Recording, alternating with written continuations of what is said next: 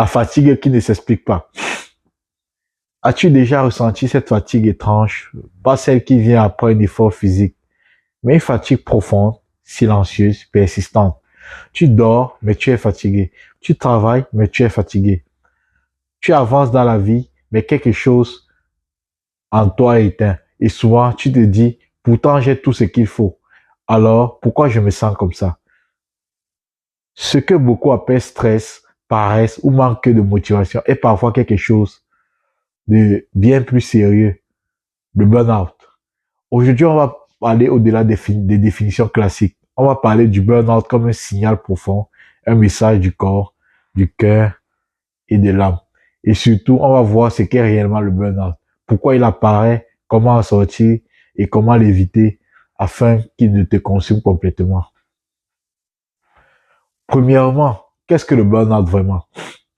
Le mot burn-out signifie littéralement se consumer jusqu'à extinction. Le burn-out n'est pas une simple fatigue, un manque de motivation, une faiblesse psychologique. Le burn-out est un effondrement progressif de l'énergie intérieure. Il touche le corps, vous pouvez ressentir de la fatigue chronique, de la douleur, des douleurs, le mental, vous avez des confusions, des saturations, des émotions, vous sentez un vide, de la tristesse. Et surtout, le sens de la vie. Le burn-out apparaît quand une personne donne beaucoup pendant longtemps sans recevoir intérieurement ce dont elle a besoin.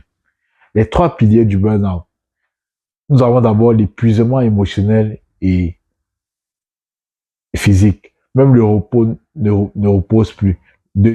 Ensuite, nous avons le détachement et le désengagement. On fait les choses mécaniquement sans présence. Et enfin, nous avons la perte du sentiment d'utilité et de sens. On ne sait plus pourquoi on se lève le matin. Deuxièmement, les causes visibles du burn-out. On va parler des causes visibles maintenant. On parle souvent de surcharge de travail, pression constante, objectifs irréalistes, manque de reconnaissance, absence de repos, tout cela est réel. Mais une question demeure. Pourquoi certaines personnes s'effondrent et d'autres non? Dans des conditions similaires, la réponse se trouve dans une cause plus profonde, plus silencieuse et pourtant centrale. Troisièmement, les causes majeures, vivre sans passion, sans cœur. Voici une vérité essentielle. Ce qui épuise le plus l'être humain, ce n'est pas l'effort, c'est l'effort sans sens. Faire chaque jour un travail qui ne nous passionne pas, des études qui ne nous ressemblent pas, une vie choisie par peur, par pression et par conformité, crée une fracture intérieure. Ton corps avance, ton mental s'adapte, mais ton cœur, lui, se ferme. L'auto-trahison quotidienne. Quand tu fais quelque chose qui te passionne, l'énergie circule. La fatigue est vivante, le sens nourrit l'effort. Mais quand tu fais quelque chose qui ne te tient pas à cœur, tu te forces, tu te résistes intérieurement, tu consommes ton énergie vitale. À long terme, cette auto-trahison quotidienne mène évitablement au burn-out. Maintenant, pourquoi tant de personnes vivent-elles ainsi?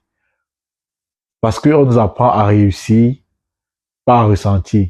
On choisit par sécurité, par peur de décevoir, par besoin de reconnaissance. On a appris à survivre, mais pas à être aligné. Quatrièmement, les signes du burn-out. Le burn-out n'arrive jamais d'un coup. Il prépare le terrain lentement. Voici quelques signes physiques. On a les fatigues chroniques, insomnie, douleur inexpliquée. Quelques signes mentaux. Nous avons la saturation, perte de concentration, impression de vide. Voici les signes émotionnels, irritabilité, tristesse, perte de joie, même dans les réussites. Quand tu te dis, je n'ai plus envie de rien, ce n'est pas un défaut, c'est un signal. Maintenant, cinquièmement, comment sortir du burn-out? D'abord, arrêtez de lutter contre la fatigue. La fatigue n'est pas ton ennemi. Elle est un message. Forcer aggrave le burn-out. Écouter commence la guérison. Ensuite, revenir au corps et au présent. Le burn-out coupe de soi.